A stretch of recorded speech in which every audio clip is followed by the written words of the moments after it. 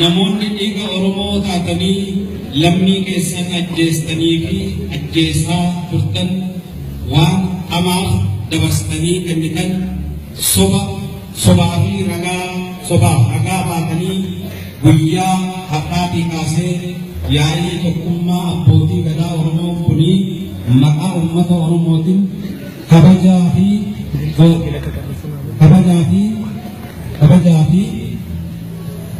guddaatiin badii darbee dhiifama gaafatanii dhugaa lammii keessaniitiif akka dhaabbattan isiniif dhaamna. Kanarra dabree kana booda gocha kanaa irraa dhaabbattanii yoo raawwattan lafee fi dhiigni ilmaan Oromoo akka safuu safeeffannaa sirna gadaatiin isin gaafata.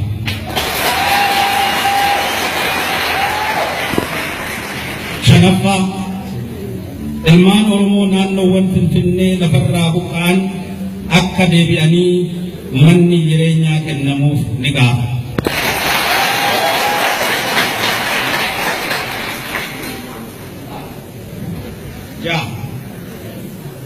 Irreecha hora Finfinnee akka nuuf deebi'uuf fulbaana 24/2009 uummanni Oromoo fi abbootiin gadaa achirratti argamuun akka kabajannu beeksisa akka nuuf mirkanaa'u ni gaafata. Qotee bulaa sababa babal'ina maaster pilaanii magaalotaa fi investimentii uummata keenya lafarraa buqqisaa jiraachuun akka nurraa dhaabbatu ni gaafata.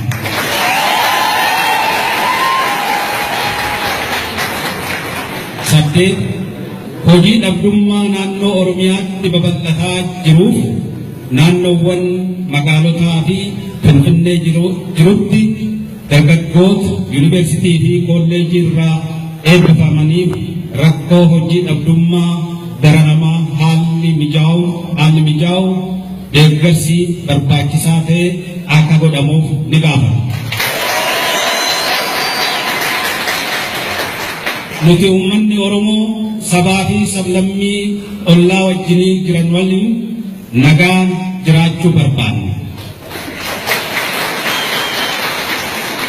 Sababa daangaan keenya sharafamaa jiruuf uummanni keenya sabaa fi sablammii ollaa jiru waliin walitti bu'aa jira. Kanaafuu mootummaan karaa lachiinuu laaluun furmaata akka kennu ni gaafata.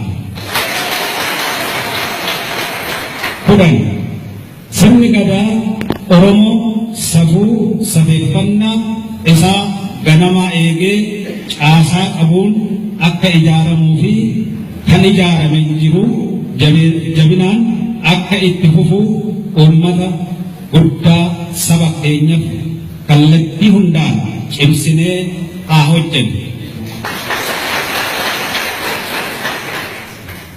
Sirni gadaa Oromoo sirna ittiin bulmaata Oromoo karaa nagaa fi tasgabbii qabu qabeenyummaa diinagdee hawaasichaa kan mirkaneessuudha waan ta'eef sirni kuni jabeeffamuu kan qabuu fi kan itti bullu ta'uu uummata keenyaaf dhaamsa dabarsu.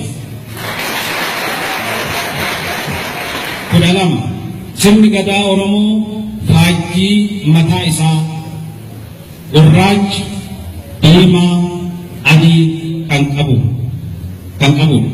Kanaafuu uummanni Oromoo fi uummanni ayyaana Irreechaa fuuldura keenya kanarratti kabajamuu uummanni keenya kamiirraayattuu kabajamu irratti ayyaana Irreechaa uummata keenya keessatti kabajamu irratti faajjii kanaan ala alaabaa dhaaba siyaasaa kamiyyuu qabatee akka hin dhufne ni akeekkachiisa. Afaan Oromoo afaan hojii federaalaa ta'uun akka ta'u ni gaafama.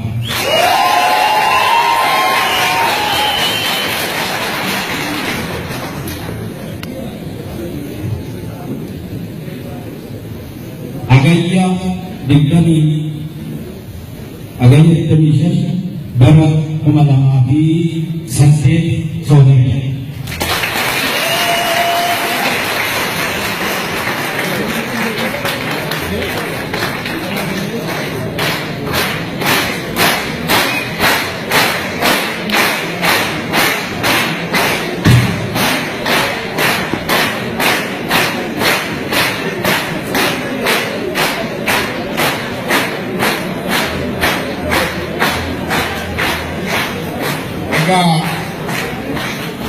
Nujen ne rabba ya dinga dasa walum mata kenya tawib sinimale nuna man tugne anafu ayun ni kenyas wangari dudubatani nusfite dubbi turte malifem terani amma warri ardoli jila oda shanani Nanti mungkin oda